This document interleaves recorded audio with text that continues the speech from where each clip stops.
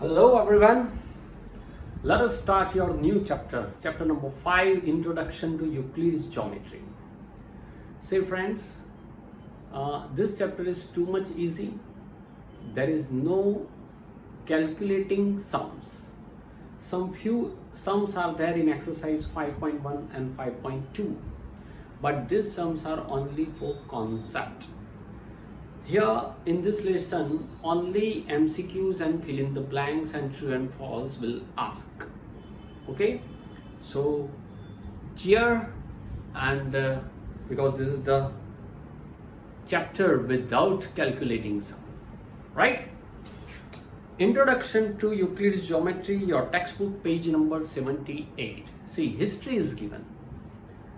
You know, Euclid is known as father of geometry.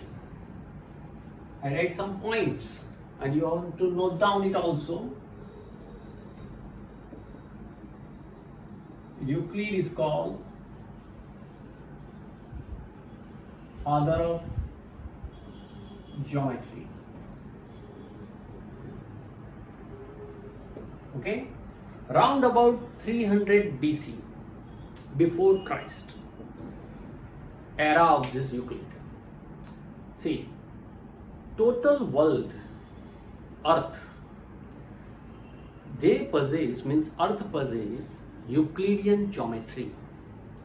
Earth, its equipment, okay, their diagram, sketches, all geometry depends on Euclid, and that's why this geometry is known as Euclidean geometry. Other geometry means other branch is also there, but it is not for you. Why? Because you will learn it later. I will give you some concept also that at the end of this chapter. But before this, we start from the history. What do you mean by geometry? For the first time here you are going to learn what is called geometry. What were the geometry when Euclid founded this, okay, and we start from the history, that means 300 BC ago, Euclid's era. Okay, हम Euclid's era से start करेंगे and how this happened, what are the changes occur during this era, after that era, and now what today. Okay, this is about your chapter. So geometry, the word geometry, here geo means earth, means land, and matri or matron, the original word is matron, is measurement. It is said that geometry was discovered by Egyptian. It is said that, means some proofs are there which indicate that geometry was discovered by Egyptian. You know Egypt, means in your mind pyramids are there. The longest river of the earth is Nile. When Nile river was flooded at that time, then because of this flood, it overwiped or wiped off the boundary of the fields. Once again people had to build the boundaries again. Now it was too much difficult for that people because they don't know the geometry. That means the beginning of geometry is because this necessity, and that's why the word is geometry. Geo means earth, measurement of land or measurement of earth, that is called geometry. Afterwards we use this geometry to prepare instrument also, angles, construction also, trigonometry also, and in many other aspects. But this was the beginning. In your textbook on page number 78, history was given that whenever the river Nile overflowed, it wiped out the boundaries between the adjoining field of different land owners. After such flooding, these boundaries had to be redrawn, and for this purpose, the Egyptians developed a number of geometric techniques and rules for calculating simple areas and also for doing simple construction. One interesting word, one interesting instrument is there in your geometry box. You call it compass box. It is a ruler. Scale you call it. What do you mean by ruler? Why the name is so given? Ruler, actually in Egypt, here it is stated that when boundaries of the field was wiped out, at that time they called the king.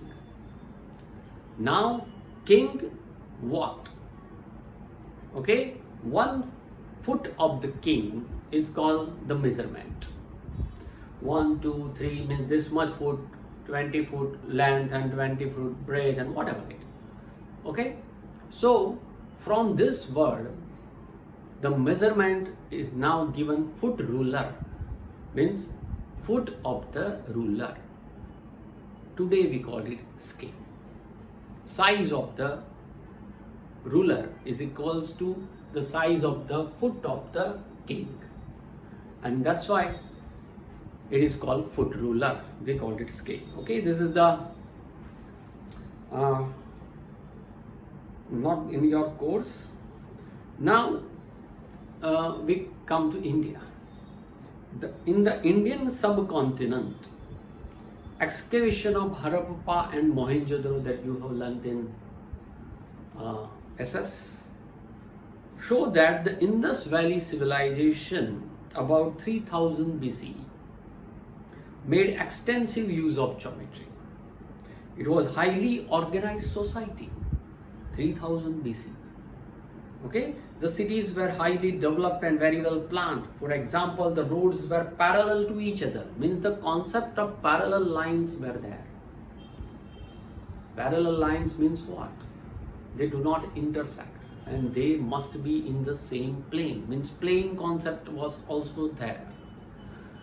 See, this is the amazing thing once you take interest in this. Houses had many rooms of different types. This shows that town dwellers were skilled in mensuration and practical arithmetic. And the important thing is the bricks used for construction were kiln fire. Kiln is the name of the furnace invented by a scientist, kiln.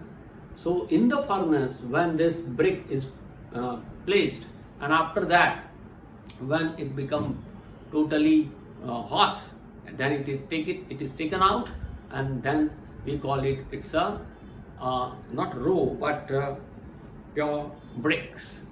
Okay, hard brick. So the ratio of length, breadth and thickness, here thickness is given in our language, length, breadth and height. Ratio of length, breadth and height of the brick. Length is to breadth is to height. The ratio is given 4:2:1. Okay, you have to learn it. Simple thing. In ancient India, Salva Sutra, Sri Yantra, I think at your home, maybe in the temple, a small temple is there in our home where we worship our God. So in Hindu civilization, it is said that if Sri Yantra, Sri means Lakshmi, if Sri Yantra is placed having interwoven triangles, one triangle, another triangle is inverted, another triangles, in this way interwoven triangles are there, and in this interwoven triangle some graha are there. This is called Sri Yantra. Okay, you have seen maybe if it is at your home. So in ancient India, the Salva Sutra or Salva Sutra were the manuals of geometrical constructions. Geometry of the Vedic period originated with the construction of altars, that means Vedis, where Havan is done, and fireplaces performing Vedic rites. Location of the sacred fires Sacred means holy, sacred fire, that is called holy fire. Had to be in accordance to the clearly laid down instruction about their shapes and areas. You have seen one rectangle, on a small rectangle is there, another small rectangle, means this type of Havan Kund is prepared, fireplace, and after that the Brahmins do the Havan. Square and circular altars were used for household rituals, while altars whose shapes were combination of rectangle, triangle and trapezium were required for public worship. Sri Yantra given in Atharva Ved. It is said that if you have Sri Yantra at your temple, means worship place, then it will be beneficial for your economic, means your house or home economic, your family economic is being well off if you worship Sri Yantra. It is said that. Okay? So Sri Yantra consists of 9 interwoven isosceles triangle. Another one line. Sri Yantra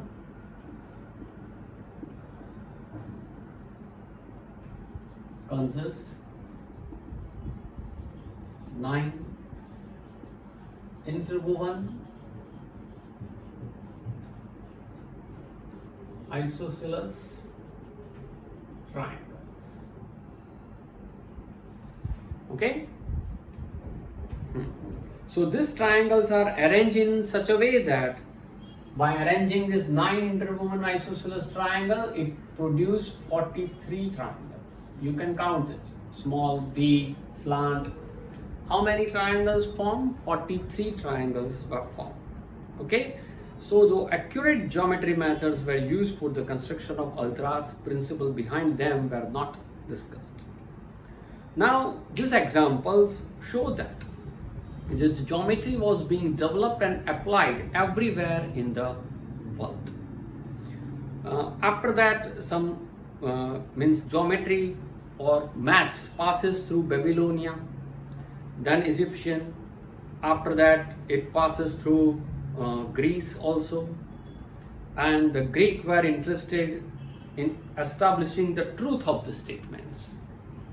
They are interested in establishing the truth of the statement, means a statement is there. As for example, sun rises in the east. This is the statement. As for example, today is Monday. Right? This is the statement. As for example, mathematical statement like 2 3s are 6. As for example, geometrical statement that triangle has 3 angles or 3 sides, whatever it. Then Greeks need to prove it. They don't accept this statement. They try to prove whether it is right or wrong with some logical questions. Okay? And this logical argument or questions are called proof. That we will see later. Now, a Greek mathematician Thales is credited with giving the first known proof. Thales gave first known proof. Mathematician Thales, who gave first known proof. So this proof was the statement that a circle is bisected by its diameter. The statement is what?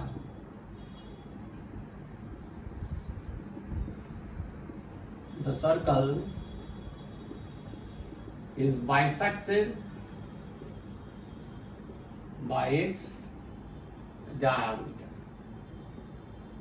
This is very simple statement because you have learnt all this geometry. This is the basic thing. But at that time, think that what is called diameter? People don't know. What is called circle? People don't know. What is called bisect? What do you mean by bisect? People don't know. At that time, people didn't know. So, this is called the first proof given by Thales. Okay? Thales' most famous pupil was Pythagoras, your favorite. Pythagoras was Thales' student.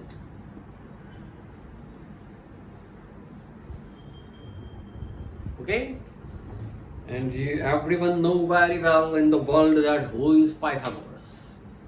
So, whom you have heard about. So, Pythagoras and his group discovered many geometric properties and developed the theory of geometry to a great extent.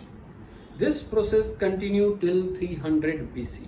And at that time, Euclid, a teacher of mathematics at Alexandria in Egypt, collected all the known work and arranged in the famous treatise. Treatise means thesis, book.